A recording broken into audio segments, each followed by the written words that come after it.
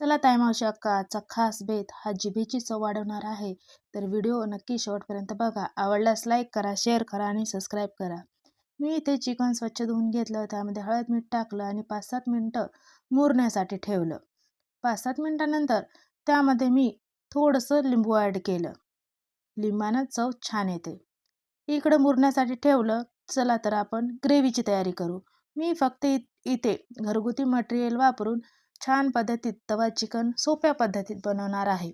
बघा, 3-4 टमाटे घेतले, त्यामध्ये थोडं अर्धा कप गरम पाणी ॲड केलं आणि चांगले वाफवून घेतले.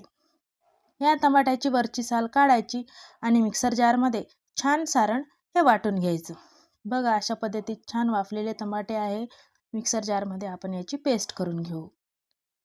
अशा पद्धतीत बघा, तावा ठेवू आणि एवढ्या घरगुती मसाल्यामध्ये आपण खूप छान साध्या पद्धतीत हॉटेलसारखं तवा चिकन बनवू.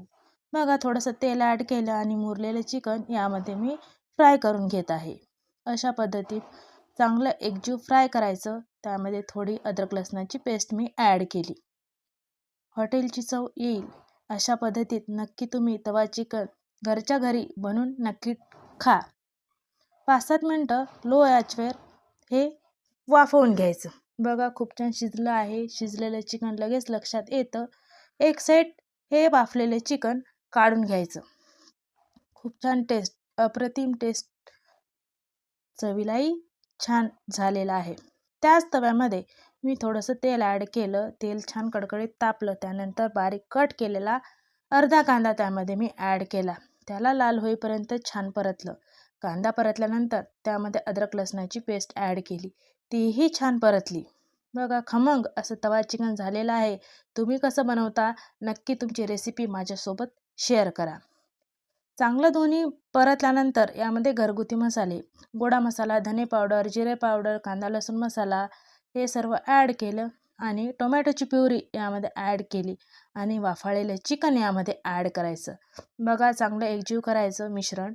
त्यामध्ये चवीपुरतं मीठ आणि कोथिंबीर ॲड करायची आणि पुन्हा 5-7 मिनटं लो आचेवर झाकून ठेवायचं.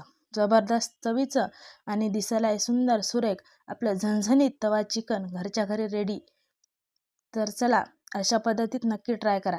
आवडल्यास लाईक करा, शेअर करा आणि सबस्क्राईब करा. बघा, गरमागरम तवा चिकन भाकरीसोबत, पोळीसोबत, भातासोबत, कशासोबत